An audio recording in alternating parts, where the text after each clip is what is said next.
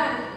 Kalau godaan datang, entah itu game, cinta, ghibah, dia buat bilang, astagfirullah, aku punya Allah.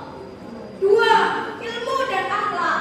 Jangan hanya pintar, tapi juga benar. Karena pintar tanpa akhlak bisa jadi orang jahat dan cerdas. Alhamdulillah. 3. Semangat dan aksi nyata. Jangan hanya semangat di status, tapi juga semangat di lapangan.